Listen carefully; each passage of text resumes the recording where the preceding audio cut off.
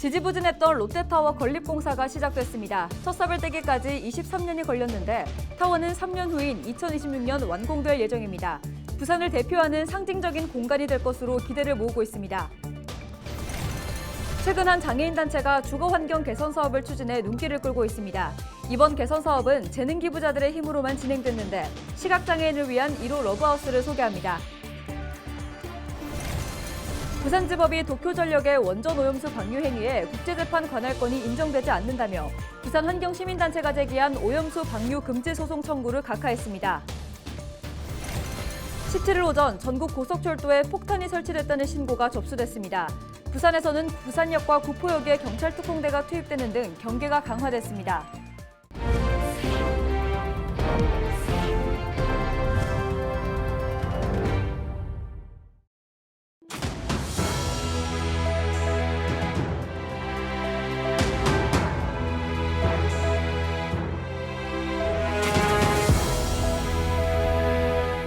시청자 여러분 안녕하십니까? 헬로티비 부산 뉴스입니다. 여러 우여곡절을 겪으며 지지부진했던 롯데타워 건립공사가 시작됐습니다. 첫 삽을 떼기까지 23년, 건물이 완성되기까지는 3년이 걸릴 예정인데요. 부산시는 부산의 미래를 담은 부산을 대표하는 상징적인 공간이 될 것으로 기대하고 있습니다. 차선영 기자가 보도합니다. 부산 롯데타워가 23년 만에 첫 삽을 떴습니다. 타워 높이는 67층 342.5m로 국내에서 세 번째 높은 건축물로 지어질 예정입니다. 360도 전망대와 체험시설이 들어서는 상층부와 중층부, 그리고 하층부에는 기존 백화점과 연계한 복합 쇼핑몰이 조성될 예정인데 2026년 완공이 목표입니다. 부산시는 타워가 건립되면 연간 100만 명 이상의 국내외 관광객을 유치할 수 있을 것으로 기대하고 있습니다. 세계적으로 명소가 될 수 있는 그런 랜드마크를 짓고자 하는 것이 우리 부산시와 롯데 그룹의 의지입니다. 그래서 이 건축도 세계적인 건축가인 구마김포 선생이 맡기로 했고, 사업이 오랜 시간 지연됐던 이유는 롯데 측이 사업 계획 변경을 추진하면서부터입니다. 당초 롯데쇼핑이 옛 부산시청터를 매입하고 바다를 매립하면서 롯데타워는 지상 107층짜리 건물로 설계했습니다. 하지만 공유수면 매립이 끝난 2009년 랜드마크 건물에 주거시설을 넣겠다며 사업 계획 변경 승인을 부산시에 요구한 겁니다. 바다 매립 목적은 관광사업시설, 공공용지 조성이었고 롯데 측의 사업 변경안은 받아들여지지 않았습니다. 2019년에는 롯데 측이 다시 56층 규모로 낮춰 부산시 경관심의를 신청했지만 이 계획 역시 심의를 통과하지 못했습니다. 부산시는 허가 당시의 약속을 지키라며 롯데백화점 광복점의 임시 사용 승인 연장을 불허하겠다고 압박했고 실제 하루 동안 영업이 중단되기도 했습니다. 롯데 측은 결국 56층 규모에서 340m 더 높이 건립하겠다는 수정 건립안을 제출했고 지난해 부산시 경관심의와 건축심의를 잇따라 통과하면서 사업 추진은 급물살을 탔습니다. 국내외 관광객 및 부산 시민의 다양한 니즈를 충족시키고 여가 및 관광 활동을 촉진할 수 있는 전망대 등 초고층 어트랙션을 잘 갖춰진 고층부와 다양한 쇼핑 공간으로 꾸며진 저층부가 잘 어우러져 부산을 대표하는 복합 문화 공간으로 자리 잡을 것입니다. 23년 만에 첫 삽을 뜨게 됐는데 계획대로라면 이 부산의 랜드마크로 3년 후 그 모습을 드러낼 예정입니다. 이 부산 시민의 오랜 기다림에 화답하는 건축물로 지어질지는 지켜봐야겠습니다. 헬로티비 뉴스 차선영입니다. 올해 여름도 참 무덥습니다. 한낮은 물론 밤에도 폭염이 이어지고 있는 요즘 유독 더 더운 곳이 있습니다. 바로 쪽방촌 이야기인데요. 도움의 손길이 적지 않지만 쪽방의 여름은 여전히 가혹합니다.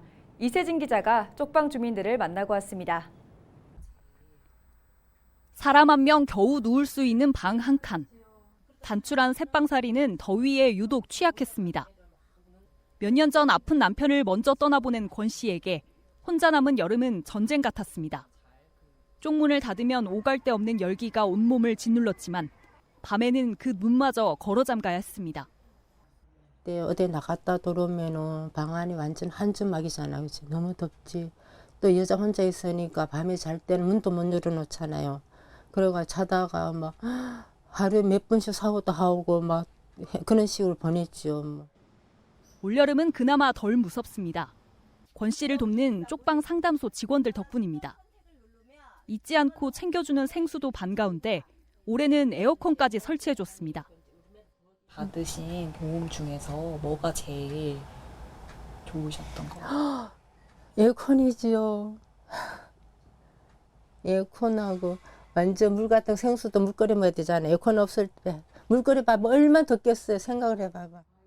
쪽방촌으로 향하는 따뜻한 손길 속에도 사각지대는 여전합니다. 체감 온도가 33도까지 오른 한낮. 70이 넘은 조할머니의 단칸방에는 작은 선풍기 하나가 돌아가고 있습니다. 더운 바람만 연신 뿜어내지만 동사무소에서 가져다 준 이 선풍기가 할머니의 여름나기를 돕는 유일한 수단입니다. 한낮에는 막 햇빛이 막 따라가지고 막 더워요. 이게 더운 건 사실이야. 근데 저 들어놓고 막 부채질하고 막 근데 밤에는?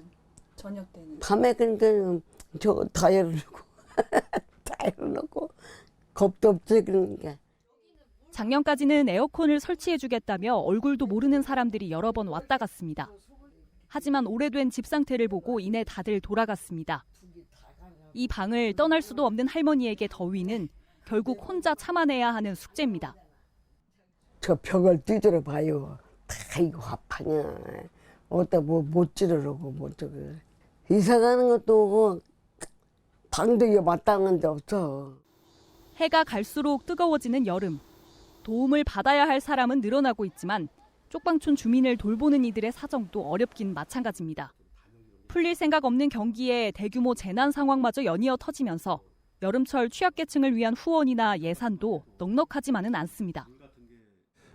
현재 폭염이나 장마 또 그리고 잼버리 문제 때문에 저희들에게 지원해주던 물품들이 그쪽으로 이제 가면서 저희들이 상대적으로 지원을 받지 못하는데 적절한 어떤 그 물품이라든지 식사라든지 이런 것들이 제공되는 데 있어서 굉장히 열악한 지금 상황에 있습니다. 시민들의 어떤 따뜻한 그런 관심이 절실하게 필요한 상황입니다.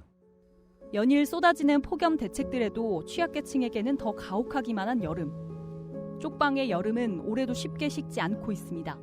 헬로티비 뉴스 이세진입니다.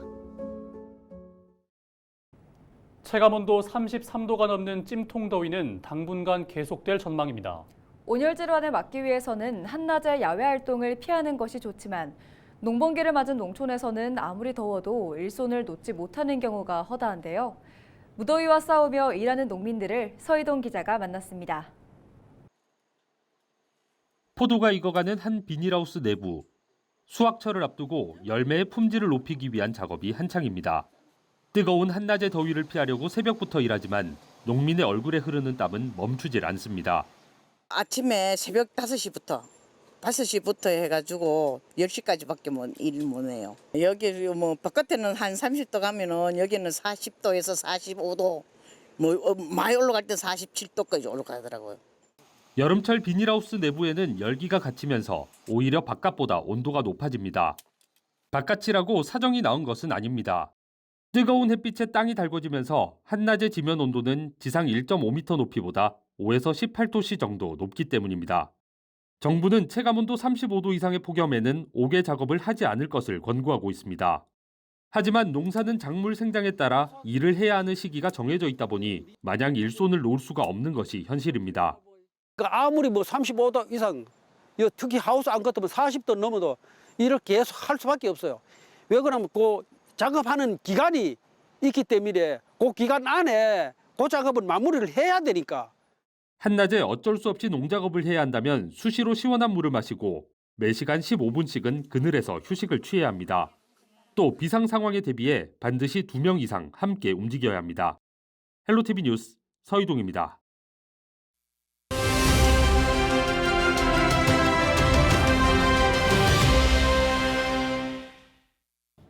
최근 한 장애인 단체에서 주거 환경 개선 사업, 일명 러브하우스를 추진해 눈길을 끌고 있습니다. 이번 개선 사업은 오직 재능 기부자들만의 힘으로 추진돼 더욱 의미 있는데요. 재능 기부자 중 한 분인 강태규 씨와 전화 연결해서 자세한 내용 들어봅니다. 안녕하세요. 네, 안녕하십니까. 네, 시간과 노력에 대해 재원까지 들여 집을 바꿔준다는 것 쉽지 않거든요. 어떤 분들과 함께 어떤 계기로 시작하게 됐는지 궁금합니다.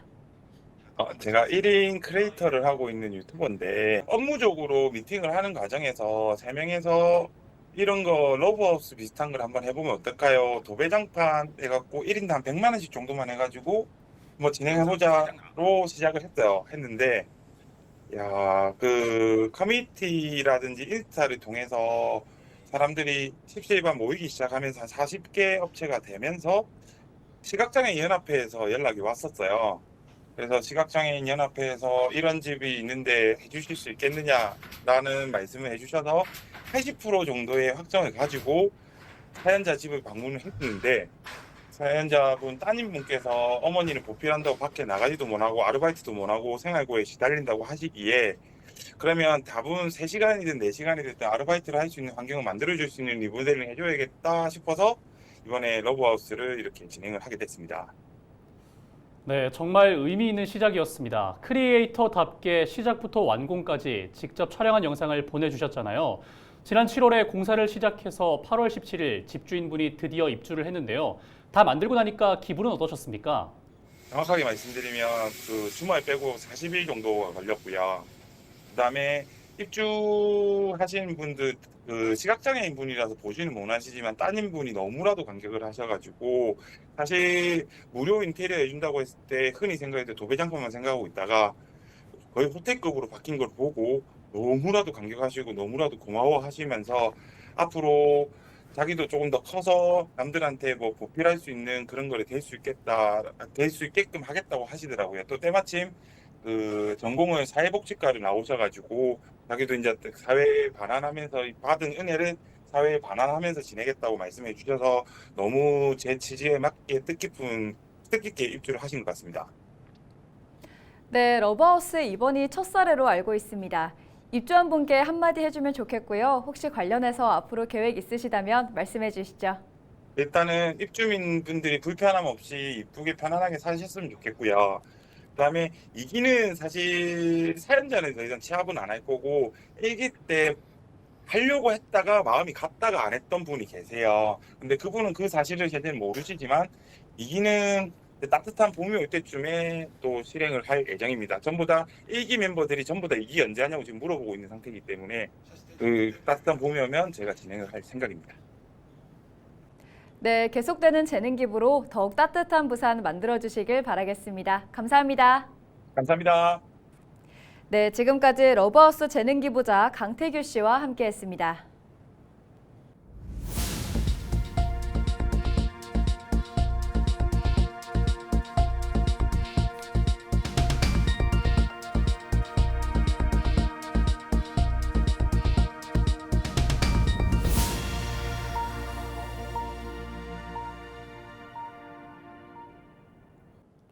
이 년 전부터 부산 지역 환경 시민단체들은 부산지법에 도쿄전력을 대상으로 한 후쿠시마 원전오염수 방류 금지 소송을 제기해 왔습니다. 17일 오전 부산지법 민사육부는 도쿄전력의 방류 행위에 국제재판 관할권이 인정되지 않는다고 판단해 원고의 청구를 각하했습니다. 재판부는 법 규정과 대법원 판례 등을 비춰볼 때 이 법원의 국제재판 관할권이 인정된다고 보기 어렵고 재판 규범이 될 수 없는 조약에 따른 것이기 때문에 청구 자체가 부적법하다고 판단했습니다. 환경시민단체는 입장문을 내고 부산지법이 대한민국의 주권과 세계 정의를 저버렸다며 핵오염수 해양 방류를 막아보려는 노력과 정성에 찬물을 끼얹는 것이라고 비판했습니다. 또 판결문을 상세히 검토한 뒤 항소할 것이라고 밝혔습니다. 고속철도 시설에 폭탄을 설치했다는 협박성 이메일이 접수돼 경찰이 순찰을 강화하고 수색 활동을 벌이고 있습니다. 17일 경찰에 따르면 전국의 주요 고속철도 시설에 폭탄을 설치했다는 일본발 협박성 이메일이 외교부에 접수됐습니다. 부산경찰은 고속철도가 정차하는 부산역과 구포역에 특공대와 기동대 등 100여 명을 배치해 순찰과 수색 활동을 벌이고 있습니다.